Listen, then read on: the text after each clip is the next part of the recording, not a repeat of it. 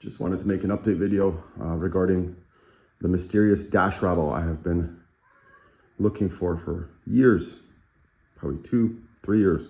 I've had this annoying dash rattle every time you go over uneven road surfaces, road repairs where they inject that black crap into the cracks. The dash would rattle at like 80 kilometers an hour to 100 kilometers an hour. Super annoying.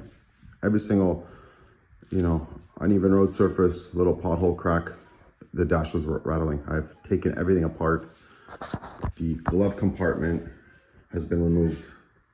I took test drives without the glove compartment, even in the car, because I was like, oh, maybe it's a latch. I played with the cables. There's a little bit of play, it's an old car.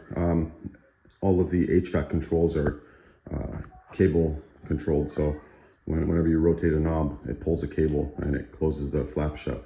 So I was pretty much giving up. I took apart the pillar here, the plastic. There was one little clip that was loose. I thought it was that.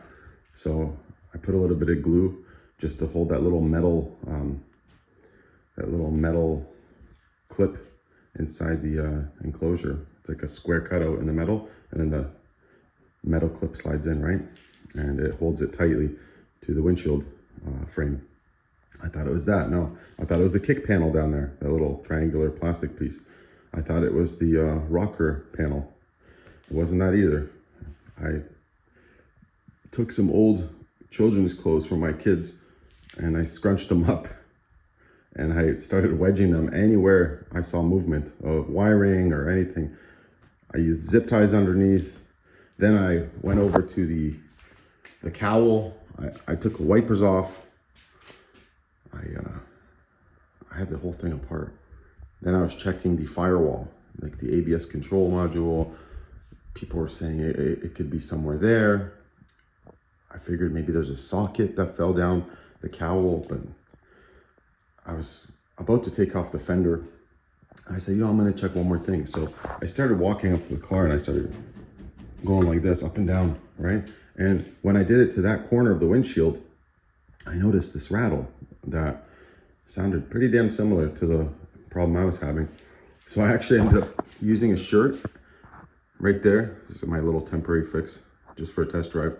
And it turns out it was the hood latch bracket, the little triangular one that sits like this and it closes down.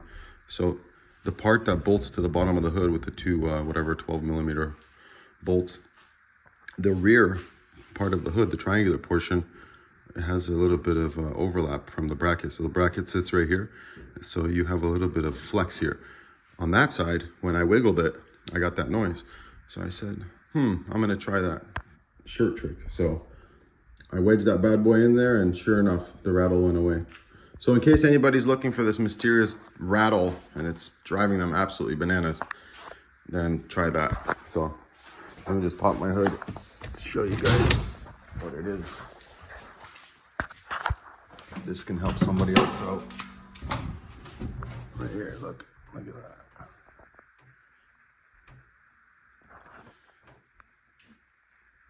So if you look where the two bolts are and then at the bottom, how much it overhangs. Now I gotta find a much better solution to this because I can't drive around the freaking rag like that. But, this was trial and error. But yeah, it has solved my dash rattle, the friggin' back of the hood.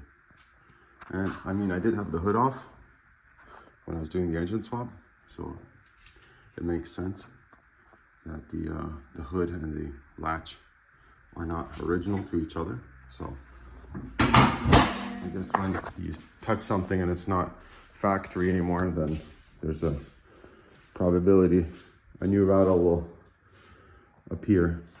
That's why they always say, even if you have a brand new car and there's some sort of major repair work done, people often call them rattle boxes because it's never going to be as quiet as a factory fit and finish.